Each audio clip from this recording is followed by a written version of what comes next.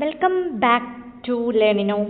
അപ്പോൾ നമ്മളിന്ന് draughtsman grade 2 അല്ലേ, അതുപോലെ ഓവർസിയർ ഗ്രേഡ് 2 വരുന്ന എക്സാമിന് വേണ്ടിയിട്ട്, അതായത് എപ്പോഴാണ് നമ്മുടെ സെപ്റ്റംബർ 13 വരുന്ന എക്സാമിന് വേണ്ടിയിട്ടുള്ള മൊഡ്യൂൾ 2, അതായത് മൊഡ്യൂൾ 2ൽ എന്താണ് ഇലക്ട്രോസ്റ്റാറ്റിക്സ് ആൻഡ് ഇലക്ട്രോ മാഗ്നറ്റിസം, അതാണ് മൊഡ്യൂൾ 2ൻ്റെ നെയിം. അതായത് നമ്മുടെ ഫാരഡേസ് ലോ, ലെൻസസ് ലോ, അതുപോലെ Fleming's right hand rule, left hand rule, പിന്നെ എന്താണ് ഇൻഡക്ടർ, അങ്ങനെയുള്ള കുറേ കാര്യങ്ങൾ അതിനകത്ത് വരുന്നുണ്ട് കേട്ടോ. അതുപോലെ കുറേ ടേംസ്, അതായത് MMF എന്താണ്, ഫ്ലക്സ് എന്താണ്, നമ്മുടെ ഇലക്ട്രിക്കലിനെ കമ്പയർ ചെയ്യുമ്പോൾ എന്താണ് മാഗ്നറ്റിക് റിലേറ്റഡ് ആയിട്ടുള്ള ഒരുപാട് ടേംസും അതുപോലെ അതിൻ്റെ യൂണിറ്റ്സ്, അങ്ങനെയുള്ള ബേസിക് കാര്യങ്ങളാണ് ഈ മൊഡ്യൂളിൽ നമ്മൾ കാണുന്നത്. ഓക്കെ, അപ്പോൾ ഇലക്ട്രോസ്റ്റാറ്റിക്സ് ആൻഡ് ഇലക്ട്രോ മാഗ്നറ്റിസം വളരെ ഇമ്പോർട്ടൻ്റ് ആണ്, നമുക്കറിയാലോ. നമ്മുടെ ഫാരഡേ ലോ അല്ലേ, എപ്പോഴും നമ്മുടെ PSCക്ക് ഏറ്റവും ഇഷ്ടമുള്ള ആളാണ് എന്താണ് ഫാരഡേ ലോയും അതുപോലെ ലെൻസസ് ലോയും, പിന്നെ എന്താണ് നമ്മുടെ right hand thumb rule, left hand thumb rule, അതിൻ്റെയൊക്കെ ഓരോ അപ്ലിക്കേഷൻ റിലേറ്റഡ് ആയിട്ടുള്ള കാര്യങ്ങളൊക്കെ നന്നായി നോക്കി പോവുക. വളരെ എളുപ്പമുള്ളൊരു ചാപ്റ്ററാണ്, വളരെ ഈസിയായി സ്കോർ ചെയ്യാൻ പറ്റുന്ന ഒരു മൊഡ്യൂളാണിത്. അപ്പോൾ നമുക്ക് ഓരോ ക്വസ്റ്റ്യൻസും ഡിസ്കസ് ചെയ്ത് പോവാം. Question number 1. Choose the wrong statement about electric flux. എന്താണ് തന്നിട്ടുള്ളത്? ഇലക്ട്രിക് ഫ്ലക്സിനെ കുറിച്ചിട്ടുള്ള താഴെ തന്നിട്ടുള്ള സ്റ്റേറ്റ്മെൻറ്റിൽ ഏതാണ് റോങ് സ്റ്റേറ്റ്മെൻറ്റ്? നമുക്കറിയാം PSCക്ക് ഏറ്റവും ഇഷ്ടമുള്ള ഒരു പാറ്റേൺ ആണ് ഇപ്പോൾ എന്താ നമ്മുടെ സ്റ്റേറ്റ്മെൻറ്റ് ബേസ്ഡ് ക്വസ്റ്റ്യൻസ് അല്ലേ. അപ്പോൾ അത് നോക്കാം. അതായത് flux is positive if the field lines come out from the surface. Option B, flux is negative if the field lines come out of the surface. Then flux is equal to the product of magnitude of the electric field and the projection of area perpendicular to the field. Option D, none of the above. അപ്പോൾ താഴെ തന്നിട്ടുള്ള wrong statement, അതായത് flux. അപ്പോൾ എന്താണ് ഒരു electric flux എന്ന് ആദ്യം മനസ്സിലാക്കുക. എന്താണ് ഒരു ഇലക്ട്രിക് ഫ്ലക്സ് എന്ന് പറയുന്നത്? ഇലക്ട്രിക് ഫ്ലക്സ് എന്ന് പറഞ്ഞാൽ it's A measure of N electrical field line passing through a given surface area. അതിനെയാണ് നമ്മൾ ഇലക്ട്രിക് ഫ്ലക്സ് എന്ന് പറയുന്നത് അല്ലേ. അതായത് കറൻറ്റ്, ആ ഒരു കേസ് എടുത്തോ. Electric flux is a measure of electrical field lines, electrical field ലൈൻസിന് ചുറ്റും അല്ലേ passing through a given surface area ആണ് എന്ത് ഇലക്ട്രിക്കൽ ഫ്ലക്സ് പറയുന്നത്. അത് വന്നിട്ട് എന്താണ് പോസിറ്റീവ് അല്ലെങ്കിൽ നെഗറ്റീവ് ആവാം, അതായത് depending upon the angle between the electric field vector and the normal vector to the surface or essentially on the direction of field lines related to the surface. അപ്പോൾ ഇതാണ് നമ്മുടെ എന്താ ഇലക്ട്രിക്കൽ ഫ്ലക്സ് എന്ന് പറയുന്നത്. അപ്പോൾ electrical ഫ്ലക്സിലെ ഇതിൽ wrong ആയിട്ടുള്ള statement എന്നാണ് പറഞ്ഞു കഴിഞ്ഞാൽ അതിൻ്റെ ഫീൽഡിലാണ് അല്ലേ, എന്താണ് field lines related to the സർഫസിലാണ് അത് പോസിറ്റീവ് നെഗറ്റീവ് അങ്ങനെയുള്ള കേസൊക്കെ വരുന്നുണ്ട്. എന്നാൽ field out of the surface എന്ന് പറയുമ്പോൾ അതായത് flux is negative if the field lines come out of the surface എന്നാണ് പറഞ്ഞിട്ടുള്ളത് അല്ലേ. അപ്പോൾ അതെന്താണ് ആ ഒരു സ്റ്റേറ്റ്മെൻറ്റ് ഇതിൽ റോങ് ആണ്. ഓപ്ഷൻ ഡി എന്ന് പറയുന്നത് ഇലക്ട്രിക്കൽ ഫ്ലക്സ് റിലേറ്റഡ് ആയിട്ടുള്ള റോങ് സ്റ്റേറ്റ്മെന്റ് എന്ന് പറയുന്നത് അല്ലേ. സൈൻ ഓഫ് ദ ഫ്ലക്സ് വന്നിട്ട് പോസിറ്റീവ് അല്ലെങ്കിൽ നെഗറ്റീവ് ആവാം, അത് എന്തിനെ ഡിപ്പെൻഡ് ചെയ്യുന്നുണ്ടെന്ന് കൂടി മനസ്സിലാക്കുക. Angle between the electrical field vector and normal വെക്ടറിനെ ഡിപ്പെൻഡ് ചെയ്യുന്നുണ്ട് ആ സർഫസിൽ. അതുകൂടാതെ എന്താണ് direction of the field lines related to the surface ആണ്. അതാണ് എന്താണ് ഇലക്ട്രിക്കൽ ഫ്ലക്സിനെ കുറിച്ച് എനിക്ക് പറയാനുള്ളത്. അപ്പോൾ ഇതിൽ ഇലക്ട്രിക്കൽ ഫ്ലക്സിൽ റോങ് ആയിട്ടുള്ള സ്റ്റേറ്റ്മെന്റ് എന്താണ്? Flux is negative if the field lines come out of the surface ആണ്. Question number 2. Number of electric lines of force passing through a unit area is called. അതിനാണ് എന്ത് പറയുന്നത്? ഇലക്ട്രിക്കൽ ഫ്ലക്സ് എന്ന് പറയുന്നത് അല്ലേ. അപ്പോൾ അതെന്താണ്? Number of electric lines of force passing through unit area is called എന്നാണ് ഇലക്ട്രിക്കൽ ഫ്ലക്സ് ആണ്. Number of electric lines of force passing through unit area is called electrical flux. Okay, അത് നമുക്ക് direct ആയിട്ടുള്ളൊരു ക്വസ്റ്റ്യൻ ആണ്, വളരെ simple ആയിട്ടുള്ളൊരു question ആണ് കേട്ടോ ഇത്. നെക്സ്റ്റ് എന്താണ്? Question number 3. The relation between electric flux density and field density with absolute and relative permittivity is expressed in ഏത് ഇക്വേഷൻ? ഇപ്പോൾ PSCക്ക് ഇഷ്ടമുള്ളൊരു കാര്യം കൂടിയാണ്. ഓരോ ഇക്വേഷൻസ് തരും, ആ ഇക്വേഷനിൽ എങ്ങനെയാണെന്നുള്ളത് ചിലപ്പോൾ റോങ് ആയി തരാം, കറക്റ്റ് ആയി തരാം. അപ്പോൾ അന്ന് ഐഡൻറ്റിഫൈ ചെയ്യാൻ കേട്ടോ. അപ്പോൾ the relation between electric flux density and field intensity with absolute and relative permittivity is expressed in എങ്ങനെയാണ്? E equal to epsilon naught epsilon r by d, E equal to d by epsilon naught epsilon r, E equal to d epsilon naught a by epsilon r, E equal to d epsilon r by epsilon naught. എന്താണ് epsilon r ഒക്കെ അറിയാലോ, relative permittivity. epsilon naught എന്ന് പറഞ്ഞാൽ എന്താണ്? Absolute permittivity ഒക്കെയാണ് അല്ലേ. അപ്പോൾ എന്താണ് ഈ ഈക്വൽ ടു അതിൻ്റെ റിലേഷൻഷിപ്പ് ബിറ്റ്വീൻ എന്താണ് ഫ്ലക്സ് ഡെൻസിറ്റിയും അതുപോലെ തന്നെ ഫീൽഡ് ഇൻറ്റൻസിറ്റിയും തമ്മിലുള്ള റിലേഷൻഷിപ്പ് നമുക്ക് മനസ്സിലാക്കാം. അതായത് ഡി ഈക്വൽ ടു എന്താണ് എപ്സിലോൺ ഇ ആണ്. അപ്പോൾ എപ്സിലോൺ എന്ന് പറഞ്ഞാൽ എപ്സിലോൺ നോട്ടും ഉണ്ട് എപ്സിലോൺ ആറും ഉണ്ട് അല്ലേ. So D equal to epsilon naught epsilon R E. അപ്പോൾ ഇ ഈക്വൽ ടു എന്താണ് D by epsilon naught epsilon ആറാണ്. അതാണ് എന്തിൻ്റെ ഇത് തമ്മിലുള്ള റിലേഷൻ, റിലേറ്റീവ് പെർമിറ്റിവിറ്റീനെ എക്സ്പ്രസ് ചെയ്യുന്ന relation. E equal to D by epsilon naught epsilon ആറാണ് എന്തിൻ്റെ റിലേഷൻ? ഫ്ലക്സ് ഡെൻസിറ്റിയും ഫീൽഡ് ഇൻറ്റൻസിറ്റിയും തമ്മിലുള്ള റിലേഷൻഷിപ്പ് എന്ന് പറയുന്നത്. Next, question number 4. Potential gradient is defined as. Potential gradient എങ്ങനെയാണ് ഡിഫൈൻ ചെയ്യുന്നത്? Option A, fall of potential per unit length of the wire. Option B, fall of potential per unit area of the wire. Option C, fall of potential between two ends of the wire. Option D, potential at any one end of the wire. അപ്പോൾ potential gradient നമുക്ക് എങ്ങനെ define ചെയ്യാം? is a fall of potential per unit length of the wire. അതാണ് എന്ത്? ഒരു potential gradient എന്ന് പറയുന്നത്. മനസ്സിലാവുന്നുണ്ടോ? അപ്പോൾ പൊട്ടൻഷ്യൽ ഗ്രേഡിയന്റ് എന്ന് പറഞ്ഞാൽ എങ്ങനെയാണ് ഡിഫൈൻ ചെയ്യേണ്ടത്?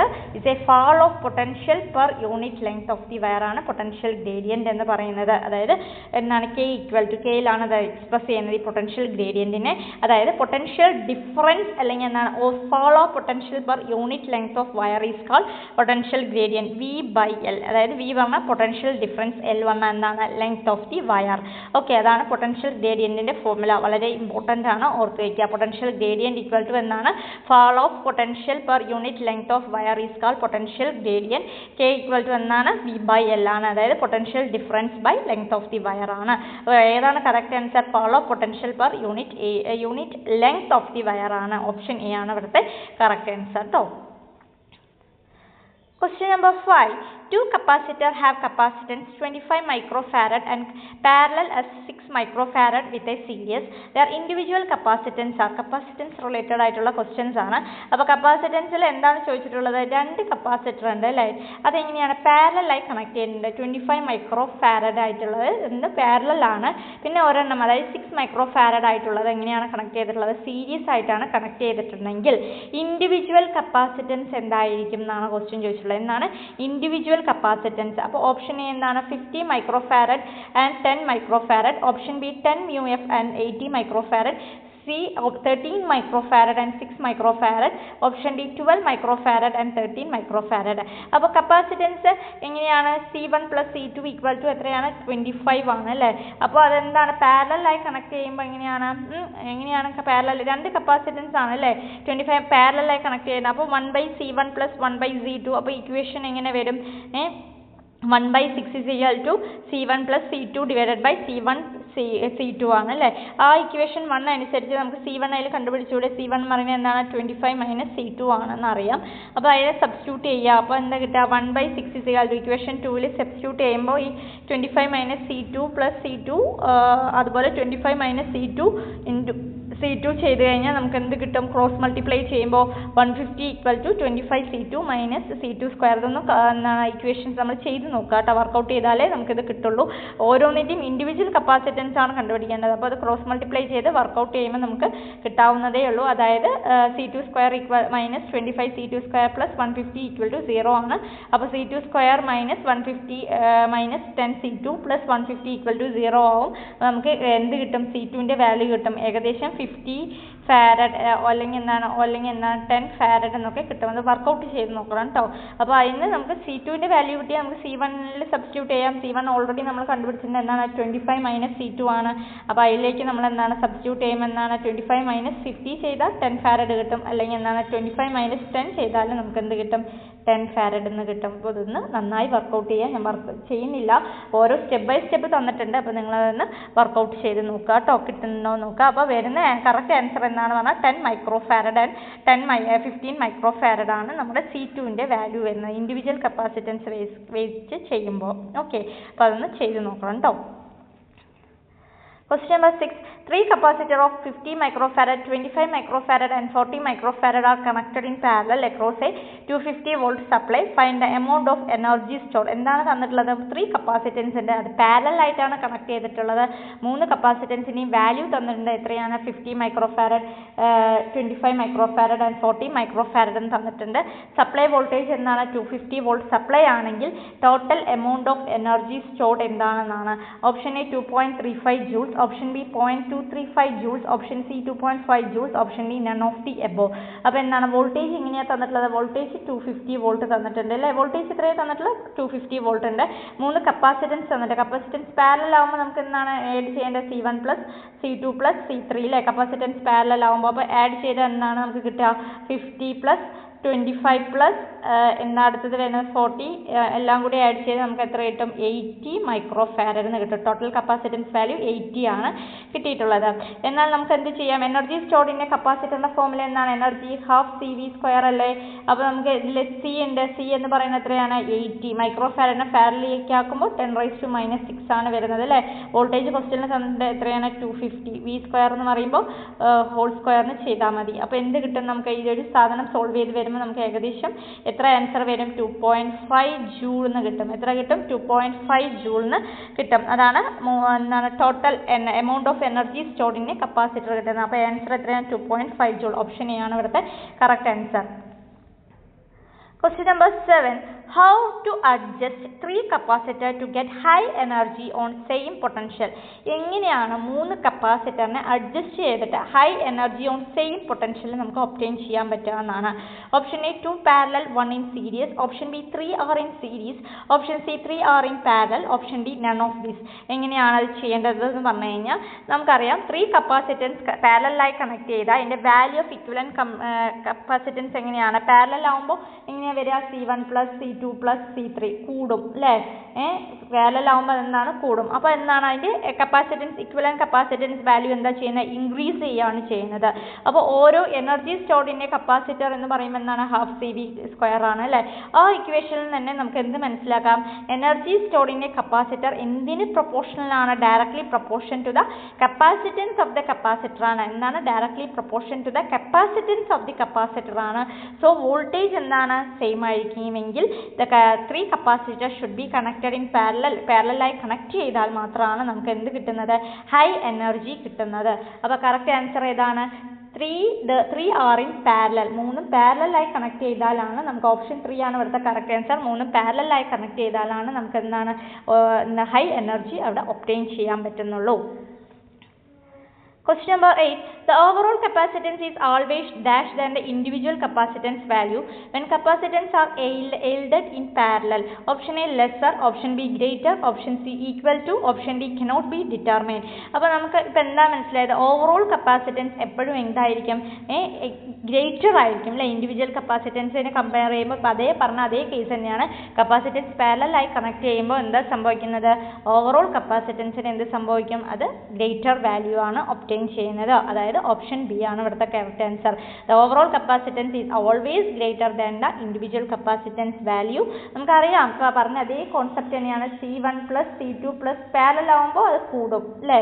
അപ്പോൾ സി ഈക്വലൻസി എന്നാണ് ഗ്രേറ്റർ ആണ് കിട്ടുന്നത്. ഓപ്ഷൻ ബി ആണ് ഇവിടുത്തെ കറക്റ്റ് ആൻസർ ആയിട്ട് വരുന്നത്. Question number 9. A capacitor that stores energy 0.5 joule and has a capacitance of 1 microfarad has potential difference of dash across it. എന്താ ചെയ്തിട്ടുള്ളത്, ഒരു കപ്പാസിറ്ററിന് എനർജി സ്റ്റോറിംഗ് വാല്യൂ എത്രയാണ് തന്നിട്ടുള്ളത്, 0.5 ആണ് തന്നിട്ടുള്ളത് അല്ലേ. അതായത് എനർജി ഇ എന്ന് പറയുന്നതിൻ്റെ വാല്യൂ എത്രയാണ്, 0.5 തന്നിട്ടുണ്ട്. അതിൻ്റെ കപ്പാസിറ്റൻസ് വാല്യൂ എത്രയാണ് തന്നിട്ടുള്ളത്, 1 മൈക്രോഫാരഡ് എന്ന് തന്നിട്ടുണ്ട്. കപ്പാസിറ്റൻസ് വാല്യൂ 1 മൈക്രോഫാരഡ് ആണെങ്കിൽ അതിൻ്റെ വോൾട്ടേജ് ആണ് നമ്മളോട് കണ്ടുപിടിക്കുന്നത്. എന്താണ് കണ്ടുപിടിക്കാൻ പറഞ്ഞിട്ടുള്ളത്, അതിന്റെ വോൾട്ടേജ് ആണ്. അപ്പോൾ option A 1 volt, option B 10 volt, option C 1000 volt, option D 100 volt. അപ്പോൾ അതെങ്ങനെയാണ് കണ്ടുപിടിക്കുക, ക്വസ്റ്റ്യനിൽ തന്ന കാര്യങ്ങളൊക്കെ നോക്കിയേ. എനർജി തന്നിട്ടുണ്ട്. അപ്പോൾ കപ്പാസിറ്റൻസിന്റെ എനർജി ഫോർമുല എന്താണ്, എനർജിന്റെ ഫോർമുല ഇ ഈക്വൽ ടു എന്താണ്, ഹാഫ് സി വി സ്ക്വയർ ആണ് അല്ലേ. Equal to half C V square ആണ്. കപ്പാസിറ്റൻസ് വാല്യൂ ഉണ്ട് 1 അല്ലേ, 1 വാല്യൂ 1 × 10⁻⁻6 വാല്യൂ. അതുപോലെ ഈ എനർജി തന്നിട്ടുണ്ട് എത്രയാണ്, 0.5 equal to half into എത്രയാണ് 1 × 10⁻⁻6 6 into എന്നാണ് വി സ്ക്വയർ എന്നാണ് വരുന്നത്. അപ്പോൾ വി സ്ക്വയർ എന്ന് പറയുമ്പോൾ അത് സോൾവ് ചെയ്യുമ്പോൾ നമുക്ക് എന്താ കിട്ടുക, 10⁻⁻6 എന്ന് വരും കേട്ടോ. വി സ്ക്വയർ എന്ന് പറയുന്നത് അതായത് 0.5 ഉം 2 ഉം ഇത് ക്യാൻസൽ ആയി പോകുമ്പോൾ അപ്പോൾ എന്താണ് നമുക്ക് കിട്ടേണ്ടത്, വി സ്ക്വയർ ഈക്വൽ ടു 10⁻6 ആണ്. എന്നാൽ വി ഈക്വൽ ടു എന്താണ് 1/1000 എങ്ങനെയാണ് വരുന്നത്, വി സ്ക്വയർ വി അല്ലേ നമുക്ക് കണ്ടുപിടിക്കേണ്ടത്, വോൾട്ടേജ് ആണ് കണ്ടുപിടിക്കാൻ പറഞ്ഞിട്ടുള്ളത്. അപ്പോൾ വോൾട്ടേജ് എന്ന് പറയുന്നത് എത്രയാണ് വരുന്നത്, 1000 വോൾട്ടാണ് നമുക്ക് കിട്ടുന്നത്. അപ്പോൾ ഏതാണ് കറക്റ്റ് ആൻസർ, ഓപ്ഷൻ സി ആണ് ഇവിടുത്തെ കറക്റ്റ് ആൻസർ ആയിട്ട് വരുന്നത്. Question number 10. Identify true or false statement about Coulomb's law. Coulomb's law related ആയിട്ടുള്ള ക്വസ്റ്റ്യൻ ആണ്. അപ്പോൾ ഇതും പി എസ് സിക്ക് ഏറ്റവും ഇഷ്ടമുള്ള ഒരു ഭാഗമാണ് അല്ലേ. സ്റ്റേറ്റ്മെന്റ് തന്നിട്ട് ഏതാണ് ശരി ഏതാണ് തെറ്റെന്നുള്ളത്. അപ്പോൾ എന്താ പറഞ്ഞിട്ടുള്ള statement force acted between two charges is directly proportion to the product of their magnitude. Statement 2. Coulomb's law is applied to static charges. 3. It is very difficult to apply for irregular shape. അപ്പോൾ option എന്താണ്? True false true. Option B false false true. Option C true true true.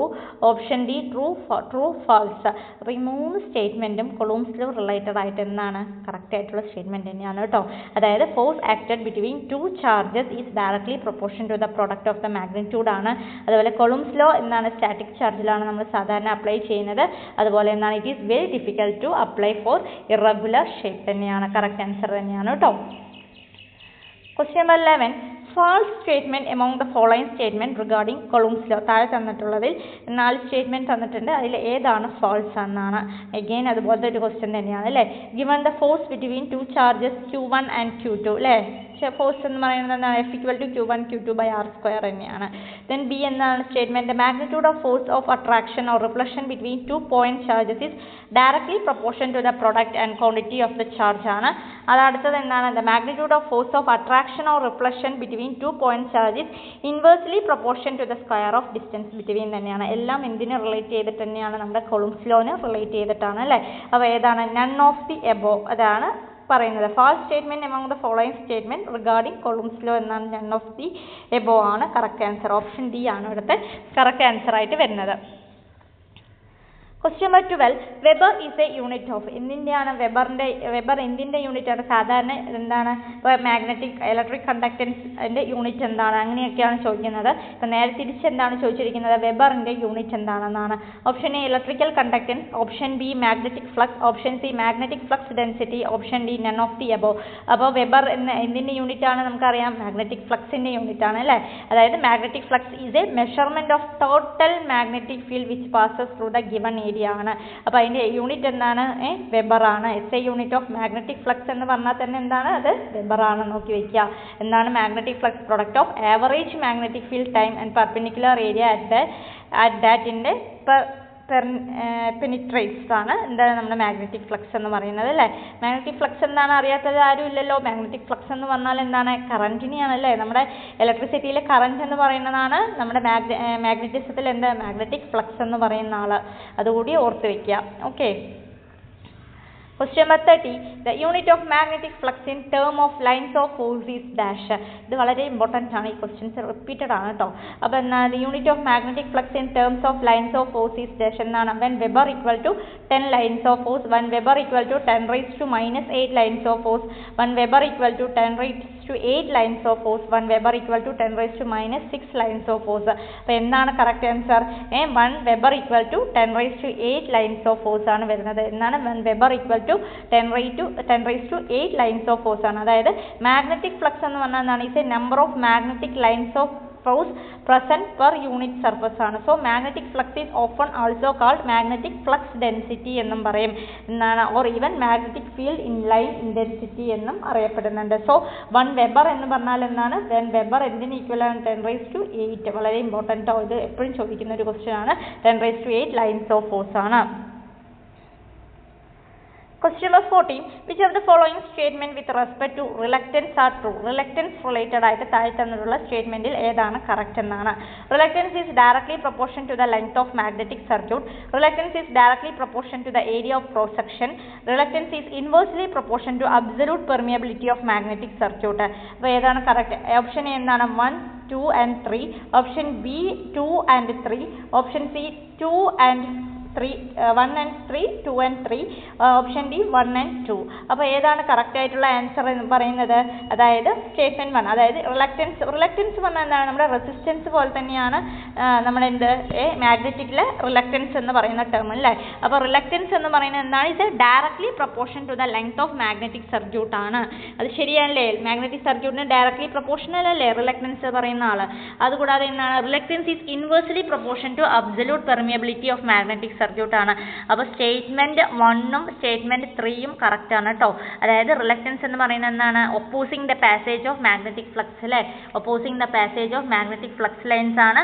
അത് equal to എന്താണ്? Ratio of MMF to the magnetic flux ആണ്. Reluctance എന്ന് പറഞ്ഞാൽ എന്താണ്? MMF by എന്താണ്? Magnetic ratio of magnetomotive force to the magnetic flux ആണ് നമ്മുടെ reluctance എന്ന് പറയുന്നത്. ഓർത്ത് വയ്ക്കുക. റിലക്റ്റൻസിൻ്റെ ഫോമിലേക്ക് നിങ്ങൾക്ക് അറിയുമെന്ന് വിചാരിക്കുന്നു. റിലക്റ്റൻസ് S കൊണ്ടാണ് നമ്മൾ റെപ്രസെൻറ്റ് ചെയ്യുക. അതായത് L/μ0μr/A ആ ഒരു കേസിലാണ് നമ്മളത് റെപ്രസെൻറ്റ് ചെയ്യുന്നത് അല്ലേ. റിലക്റ്റൻസ് റെസിസ്റ്റൻസിൻ്റെ നമ്മുടെ ഇലക്ട്രിക്കൽ റെസിസ്റ്റൻസ് ആണ് എന്ത്? നമ്മുടെ മാഗ്നറ്റിസത്തിൽ റിലക്റ്റൻസ് എന്ന് പറയുന്ന ആൾ. Question number 15. Which of the following claims concerning the magnetic lines of force inside a bar magnetic is true? എന്നാണ് പറയുന്നത്. ഒരു ബാർ മാഗ്നറ്റിന്റെ ഇൻസൈഡിൽ എങ്ങനെയാണ് മാഗ്നറ്റിക് ലൈൻസ് ഓഫ് ഫോഴ്സ് എന്ന് അതിന് താഴത്തുള്ള സ്റ്റേറ്റ്മെന്റിൽ ഏതാ ട്രൂ എന്നാണ് ചോദിച്ചിട്ടുള്ളത്. Do not exit B from south pole to north pole of the magnet. Option C depend on cross sectional area of the bar magnet. Option D from north pole to south pole of the magnet. എങ്ങനെയായിരിക്കും lines of force താഴെ തന്നിട്ടുള്ളത്? Magnetic lines of force inside ആണ് പറഞ്ഞിട്ടുള്ളത്. നോക്കിക്കേ, inside bar magnet ആണ് പറഞ്ഞിട്ടുള്ളത്. Inside ആകുമ്പോൾ ഇതല്ലേ നമ്മുടെ ബാർ മാഗ്നറ്റ് എന്ന് പറയുന്നത്. അതായത് നോർത്ത് ഉണ്ടാവും സൗത്ത് ഉണ്ടാവും. അപ്പോൾ ഉള്ളിൽ ഇൻസൈഡ് എന്ന് പറയുമ്പോൾ എങ്ങനെയാണ്? സൗത്ത് ടു നോർത്ത് ആണ്. എന്നാൽ പുറത്താണ് ഔട്ട്സൈഡ് ആണെങ്കിൽ അതെന്താണ്? നോർത്ത് ടു ഔട്ട്സൈഡ് കണ്ടീഷനിലാണെങ്കിൽ അതെങ്ങനെയായിരിക്കും? ഔട്ട്സൈഡിലാണെങ്കിൽ അതെങ്ങനെയായിരിക്കും? ഔട്ട്സൈഡിലാണെങ്കിൽ നോർത്ത് ടു സൗത്ത് ആയിരിക്കും. ഇൻസൈഡിലാണെങ്കിൽ സൗത്ത് ടു നോർത്ത് ആണ്. നമ്മുടെ ക്വസ്റ്റ്യനിൽ ചോദിച്ചിട്ടുള്ളത് എന്താണ്? ഇൻസൈഡ് ബാർ മാഗ്നറ്റ് ആണ് ചോദിച്ചിട്ടുള്ളത്. അപ്പോൾ എങ്ങനെയായിരിക്കും? From south pole to north pole of the magnet ആണ്. Question number 16. Materials having good retentivity are താഴെ തന്നിട്ടുള്ള good retentivity materials have good retentivity obtain ചെയ്യുന്നതിൽ എങ്ങനെയായിരിക്കും? Option A strong magnet, option B weak magnet, option C temporary magnet, option D permanent magnet. ഏതിലാണ് good retentivity attain ചെയ്യുന്നത്? Permanent മാഗ്നറ്റിലായിരിക്കും കേട്ടോ. അതായത് materials with good retentivity are permanent magnet. എന്തുകൊണ്ടാണ്? അതിന് magnetism retain ചെയ്യാൻ even there is no external magnetic field is present. നമ്മൾ external ആയിട്ടൊന്നും കൊടുക്കുന്നില്ലല്ലോ മാഗ്നറ്റിക് ഫീൽഡ് ഉണ്ടാവാൻ വേണ്ടിയിട്ട്. അതുകൊണ്ട് എന്താണ്? അതിന് ഗുഡ് റിറ്റൻറ്റിവിറ്റി ആയിരിക്കും എന്തിന്? പെർമനന്റ് മാഗ്നറ്റിക് മെറ്റീരിയൽസിന്. Question number 17. Magnetomotive force is equal to MMF എന്തിന് ഈക്വൽ ആണ്? MMFന്റെ option A current into number of turns, option B current by number of turns, option C current by number of turns per unit length, option D current into number of turns per unit length. അപ്പോൾ magnetomotive force എന്തിന് equal ആയിരിക്കും? Current into number of turns അല്ലേ. MMF equal to എന്താണ്? MMF equal to എന്താണ്? NI അല്ലേ. പഠിച്ചിട്ടുണ്ട്, വളരെ important. MMF equal to എന്താണ്? NI ആണ്. നമ്പർ ഓഫ് ടേൺസ് ഇൻറ്റു എന്താണ്? കറന്റ് ആണ്.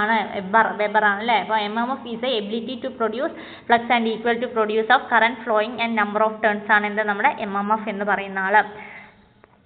Question number 18. Which of the following laws state that the magnitude of an induced EMF in a circuit is equal to the time rate of change of magnetic flux through the circuit? Option A Faraday's law, option B Coulomb's law, option C Kirchhoff's law, option D Laplace law. അപ്പോൾ എന്താണ് താഴെ തന്നത്? The magnitude of induced EMF of a circuit is equal to the time rate of change of magnetic flux. ഏതാണ്? നമ്മുടെ Faraday's law ആണല്ലേ. ഫാരഡേയുടെ ഏത് law ആണ്? Second law of ഇലക്ട്രോമാഗ്നറ്റിസം ആണ് അല്ലേ. സെക്കൻഡ് ലോ ആണ് ഏത്? ഈ പറഞ്ഞ സാധനം. Magnitude of induced EMF in a circuit is equal to എന്താണ്? To the time rate of change of magnetic flux എന്ന് പറയുന്നത് എന്താണ്? ഫാരഡേയുടെ second law of electromagnetic induction ആണ്. Question number 19.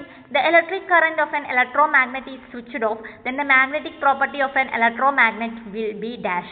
Option A will remain as it is, option B became zero, option C will decrease with time for long, option D will increase with time for long. അപ്പോൾ എങ്ങനെയാണ്? The electric current of an electromagnet is switch off. Electromagnetic switch off ചെയ്യുമ്പോൾ the magnetic property of an electromagnet എന്ത് സംഭവിക്കും? അതായത് become zero ആവുകയാണ് ചെയ്യുന്നത്. Option B ആണ് correct answer കേട്ടോ. അതായത് ഇലക്ട്രോമാഗ്നറ്റ് എന്ന് പറഞ്ഞാൽ എന്താണ്? അതൊരു ടെമ്പററി മാഗ്നറ്റ് ആണ് അല്ലേ. ഇലക്ട്രോമാഗ്നറ്റ് എന്ന് പറയുമ്പോൾ എന്താണ്? ഒരു ടെമ്പററി മാഗ്നറ്റ് ആണ്. അതായത് നമ്മൾ കറണ്ട് കൊടുത്താൽ മാത്രം, നമ്മുടെ വർക്കിംഗ് പ്രിൻസിപ്പിൾ നോക്കിയാൽ നമ്മുടെ ട്രാൻസ്ഫോമർ ആണെങ്കിലും DC ജനറേറ്റർ ഒക്കെ ആണെങ്കിലും എന്താണ്? നമ്മൾ സപ്ലൈ കൊടുക്കുമ്പോൾ മാത്രമേ അവിടെ എന്താണ് ആ പ്രോപ്പർട്ടി അറ്റൈൻ ചെയ്യുന്നത്. നമ്മൾ സപ്ലൈ സ്വിച്ച് ഓഫ് ആയി കഴിഞ്ഞ് കഴിഞ്ഞാൽ ആ പ്രോപ്പർട്ടി അതിന് വാനിഷ് ആയി പോവുകയാണ് ചെയ്യുന്നത്. അതുതന്നെയാണ് ചോദിച്ചിട്ടുള്ളത്. അവന് electric current of an electromagnetic switch off, ഇലക്ട്രോമാഗ്നറ്റിക്കിലൂടെ പാസ് ചെയ്യുന്ന ഇലക്ട്രിക് കറണ്ട് സ്വിച്ച് ഓഫ് ചെയ്ത് കഴിഞ്ഞാൽ അതിൻ്റെ മാഗ്നറ്റിക് പ്രോപ്പർട്ടിക്ക് എന്ത് സംഭവിക്കും? It will be become zero ആവുകയാണ് ചെയ്യുന്നത്. Question number 20. The magnitude of the induced EMF in a coil is directly proportional to the rate of change of flux linkage. This is known as option A Joule's law, option B Faraday's second law of electromagnetic induction, option C Faraday's first law of electromagnetic induction, option D Coulomb's law. The magnitude of induced EMF in a coil is directly proportional to rate of change of flux linkage. Faraday's second law of electromagnetic induction. The flux linkage of coil is a product of number of turns in the coil and flux associated with the coil എന്നാണ് പറയുന്നത്. അതാണ് ഫാരഡേയുടെ second law എന്ന് പറയുന്നത്. ഓർത്ത് വയ്ക്കുക, ഫാരഡേക്ക് 2 law ഉണ്ട്. ഇത് PSCക്ക് ഏറ്റവും പ്രധാനപ്പെട്ട ക്വസ്റ്റ്യൻ ആണ്. PSCക്ക് ഇത് ഭയങ്കര ഇഷ്ടമാണ്. എങ്ങനെയാണ് ഇത് ഓരോ തന്നിട്ട് ഇത് ഫസ്റ്റ് ലോ ആണോ സെക്കൻഡ് ലോ ആണോ എന്നൊക്കെ ചോദിക്കുന്ന ഒരു ആളാണ് നമ്മുടെ PSC അല്ലേ.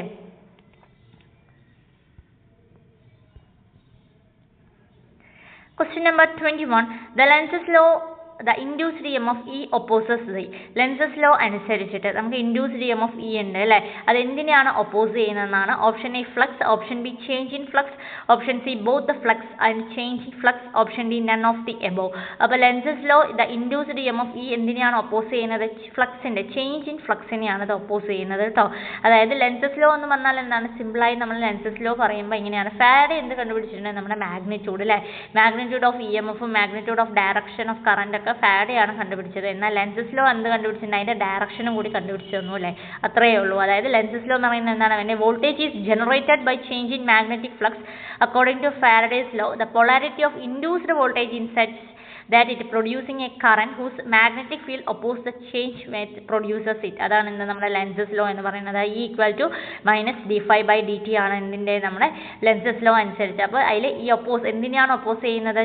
ചേഞ്ച് ഇൻ ഫ്ലക്സിനെയാണ് നമ്മുടെ ഒപ്പോസ് ചെയ്യുന്നത് അല്ലേ. Question number 22. The self-inductance of a coil depend on. Self-inductance of coil എന്തിനെയാണ് ഡിപ്പെൻഡ് ചെയ്യുന്നത്? Option A temperature of the coil, option B the current flowing through the coil, option C the area of the coil, option D the induced EMF develop in the coil. അപ്പോൾ ഒരു self inductance നമുക്കറിയാം. Self ഇൻഡക്റ്റൻസും mutual ഇൻഡക്റ്റൻസും ഒക്കെ നമ്മൾ ക്ലാസ്സുകളിൽ കേട്ടിട്ടുള്ളതാണ്. എന്നാൽ ഈ self inductance of a coil എന്തിനെയാണ് ഡിപ്പെൻഡ് ചെയ്യുന്നത്? അതിൻ്റെ ഏരിയ ഓഫ് ദ കോയിലാണ് ഡിപ്പെൻഡ് ചെയ്യുന്നത്. എന്തിനാണ് ഡിപ്പെൻഡ് ചെയ്യുന്നത്? Self inductance of a coil is numerically equal to amount of magnetic flux linked with the coil when unit current flow through the coil ആണ്. അതായത് area of കോയിലിനെയാണ് இந்த self inductance of coil depend ചെയ്യുന്നതെന്ന് ഓർത്തിരിക്കുക. Okay. Question number 23. According to Fleming's right hand rule അനുസരിച്ച് നമുക്കറിയാം Fleming's right hand rule ഉണ്ട്, അതുപോലെ left hand rule ഒക്കെ ഉണ്ടെന്ന് അറിയാം അല്ലേ. അതനുസരിച്ചിട്ട് if the thumb is pointing towards the conductor motion and the forefinger pointing towards the magnetic field direction, then the middle finger give the direction of middle finger. അതായത് point ചെയ്യുമ്പോൾ ഓരോന്നിൻ്റെയും direction ആണ് ചോദിച്ചത്. വളരെ ഈസി ആയിട്ട് question ആണ് അല്ലേ. Option A electrical field, option B direction of force on the conductor, option C change in flux, option D induced current. അപ്പോൾ എന്തിനെയാണ് നമ്മുടെ middle finger according to Fleming's right hand rule അനുസരിച്ചിട്ട് represent ചെയ്യുന്നത് ഇൻഡ്യൂസ്ഡ് കറന്റിനെയാണ്. എന്തിനാണ് റെപ്രസെൻറ്റ് ചെയ്യുന്നത്? ഇൻഡ്യൂസ്ഡ് കറന്റിനെയാണ് കേട്ടോ. ഇൻഡ്യൂസ്ഡ്. അപ്പോൾ ഓരോ ഫിംഗറും എന്തിനാണ് റെപ്രസെൻറ്റ് ചെയ്യുന്നത് മനസ്സിലായില്ലേ? തമ്പ് എന്തിനെയാണ് പോയിന്റ് ചെയ്യുന്നത്? കണ്ടക്ടേഴ്സ് മോഷനെയാണ് അല്ലേ. ഫോർ ഫിംഗർ എന്തിനെയാണ് പോയിന്റ് ചെയ്യുന്നത്? എന്താണ്? മാഗ്നറ്റിക് ഫീൽഡിൻ്റെ ഡയറക്ഷനെയാണ്. മിഡിൽ ഫിംഗർ എന്തിനാണ് ചെയ്യുന്നത്? ഡയറക്ഷൻ ഓഫ് ഇൻഡ്യൂസ്ഡ് കറന്റ് ആണ് ചെയ്യുന്നത്. Question number 24. The self-inductance of a coil can be changed by. എങ്ങനെയാണ് ഒരു കോയിലിൻ്റെ സെൽഫ് ഇൻഡക്റ്റൻസ് ചേഞ്ച് ചെയ്യുന്നത്? Option A changing electrical current in the coil, option B changing number of turns per unit length of the coil, option C changing conductance of the coil, option D all of the above. എങ്ങനെയാണ്?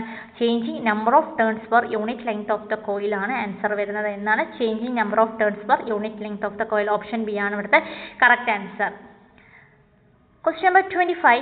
An inductor may store energy in. എങ്ങനെയാണ് ഒരു ഇൻഡക്ടറിൽ energy store ചെയ്യുന്നത് അല്ലേ? Option A it's an electrical field, option B it's coil, option C it's magnetic field, option D both electrical and magnetic field. Inductor എന്ന് പറഞ്ഞാൽ തന്നെ എന്താണ്? നമ്മളെപ്പോഴും പഠിച്ചിട്ടുണ്ട് അല്ലേ. അക്കോർഡിംഗ് ടു എന്താണ് ഒരു ഇൻഡക്ടർ സ്റ്റോർ എനർജി ഏതിലാണ് ഇൻഡക്ടർ മെയിനായി സ്റ്റോർ ചെയ്യുന്നത്? നമ്മുടെ മാഗ്നറ്റിക് ഫീൽഡിലാണ്. ഏതിലാണ് സ്റ്റോർ ചെയ്യുന്നത്? മാഗ്നറ്റിക് ഫീൽഡിലാണ് നമ്മൾ സാധാരണ എന്ത് സ്റ്റോർ ചെയ്യുന്ന ഇൻഡക്ടർ സ്റ്റോർ ചെയ്യുന്നത്. അല്ലേ. അപ്പോൾ എനർജി സ്റ്റോർ എങ്ങനെയാണ് നമുക്കറിയാം, U = എന്താണ് ഹാഫ് LI² ആണ് അല്ലേ. LI എന്ന് പറയുമ്പോൾ എന്താണ്, അത് മാഗ്നറ്റിക് ഫ്ലക്സ് വെച്ചിട്ടാണ് റെപ്രസെൻറ്റ് ചെയ്യുന്നത്. അപ്പോൾ ഇൻഡക്ടർ മേ സ്റ്റോർ എനർജി ഏതിൻ്റെ കേസിലാണ്, ഇറ്റ്സ് മാഗ്നറ്റിക് ഫീൽഡിൽ തന്നെയാണ് അത് എന്ത് ചെയ്യുന്നത്, എനർജി സ്റ്റോർ ചെയ്യുന്നത്. അപ്പോൾ കുറച്ച് ക്വസ്റ്റ്യൻസ് നമ്മൾ ഒരു ഐഡിയ കിട്ടിയില്ലേ എന്തൊക്കെ ടോപ്പിക്സ് ആണ് ആ ഒരു മൊഡ്യൂളിൽ കവർ ചെയ്യുന്നതെന്ന്. അപ്പോൾ മാഗ്നറ്റിസം എടുത്തു കഴിഞ്ഞാൽ തന്നെ ഇലക്ട്രോസ്റ്റാറ്റിക്സ് ആൻഡ് മാഗ്നറ്റിസം എന്ന് പറഞ്ഞു കഴിഞ്ഞാൽ വളരെ ഇമ്പോർട്ടൻ്റ് ആയ ഓരോന്നിൻ്റെയും യൂണിറ്റുകൾ വളരെ ഇമ്പോർട്ടൻ്റ് ആണ്, നോക്കി വയ്ക്കുക. അതായത് ഇലക്ട്രിക്കൽ ഫ്ലക്സ്, മാഗ്നറ്റിക് ഫ്ലക്സ്, അതുപോലെ മാഗ്നറ്റിക് ഫീൽഡ് ഇൻറ്റൻസിറ്റി, അതുപോലെ മാഗ്നറ്റിക് ഫ്ലക്സ് എന്താണ്, അതുപോലെ MMF, അതിൻ്റെയൊക്കെ യൂണിറ്റ് വളരെ വളരെ ഇമ്പോർട്ടൻ്റ് ആണ്. PSCക്ക് ഏറ്റവും ഇഷ്ടമുള്ള ക്വസ്റ്റ്യൻ ആണ് ഓരോന്നിൻ്റെയും യൂണിറ്റ് ചോദിക്കുക എന്നുള്ള കേസുകൾ. അതുപോലെ തന്നെ ഓരോന്നിൻ്റെയും എന്താണ് ടേംസുകളുടെ ഡെഫിനിഷൻസ് നോക്കി വയ്ക്കുക. കാരണം ഓരോ ഡെഫിനിഷൻസ് തന്നിട്ട് ഇപ്പോൾ കൊളൂംസ് ലോ തന്നിട്ട് കൊളൂംസ് ലോയിൽ എന്താണ് സ്റ്റേറ്റ്മെൻറ്റ് റോങ് ആയിട്ടുള്ളത് ഏതാണെന്നുള്ളത് ചോദിക്കാം. കുറേ സ്റ്റേറ്റ്മെൻറ്റ് റിലേറ്റഡ് ആയിട്ടുള്ള ക്വസ്റ്റ്യൻസ് നമുക്ക് എക്സ്പെക്റ്റ് ചെയ്തിട്ട് വേണം നമ്മൾ എന്ത് ചെയ്യേണ്ടത്, ഓരോ എക്സാമിനും പോവേണ്ടത്. അതിപ്പോൾ ലോവർ ലെവൽ എക്സാം ആയിക്കോട്ടെ, ഹയർ ലെവൽ എക്സാം ആയിക്കോട്ടെ, എല്ലാത്തിലും എന്തുണ്ട്, ഇപ്പോൾ എല്ലാത്തിലും എന്തുണ്ട്, സ്റ്റേറ്റ്മെൻറ്റ് ലെവൽ ക്വസ്റ്റ്യൻസ് ഉണ്ട്. സോ സ്റ്റേറ്റ്മെൻറ്റ് റിലേറ്റഡ് ആയിട്ട് എല്ലാം പഠിക്കുക. ഓരോ പോയിൻറ്റും വളരെ വളരെ ഇമ്പോർട്ടൻ്റ് ആണ്. ഈച്ച് ആൻഡ് എവരി പോയിൻറ്റ് വളരെ ഇമ്പോർട്ടൻ്റ് ആണ്. നമ്മൾ പഠിക്കുന്ന ടോപ്പിക്കിൽ ഓരോ പോയിന്റും നോക്കി പോവുക. എന്നാൽ മാത്രമേ നമുക്ക് എന്തായാലും നല്ലൊരു മാർക്ക് സ്കോർ ചെയ്യാൻ പറ്റുള്ളൂ അല്ലേ. Thank you for watching the video.